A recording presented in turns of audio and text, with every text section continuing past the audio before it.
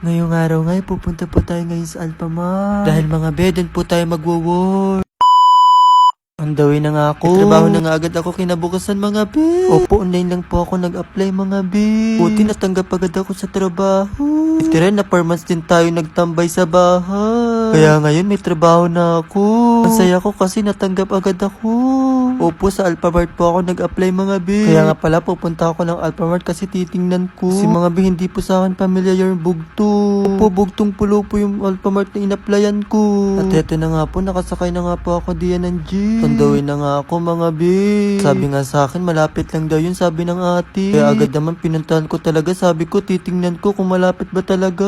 Itong mga kaganapan pa nga ito mga be. Yung April 29 pa to mga be. Ngayon ko nga lang ito mga be na voice over. Kasi nga mga be, sobrang pagod talaga sa trabaho as in. Literal na mapapagod na naman sa Denver. Aba, ikaw ba naman 4 months na walang trabaho noon, tas ngayon nagkamero na. At naandito na nga ako sa Alphamart mga be. Kung nakikita ninyo yung mga be, ay yung Alphamart, diyan po ako magtatrabaho.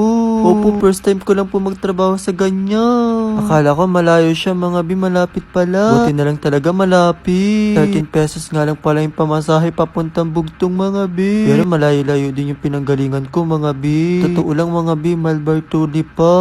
As in, malayo-layo nga talaga. Pero buti na lang mga be, nagmura ang pamasahe. 10 pesos na nga mula ang pamasahe mga be kasi bumaba na siya. At pauwi na nga ako mga be. At tapos ko nga siyang i-check mga be, sabi ko nga malapit lang pala. Kaya talaga nung ako'y umalis mga be, tinandaan ko talaga kung saan yung papuntang Alphamart. Sa totoo lang mga be, nilakad ko hanggang bugtong hanggang tumalba.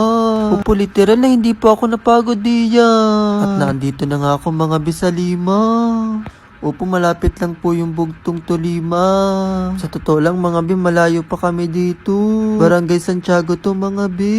Sa Luta Norte pa pala kami mga be nagdodorm. Kaya malayo-layo talaga. At magpapaprint nga sana ako mga be ng ID.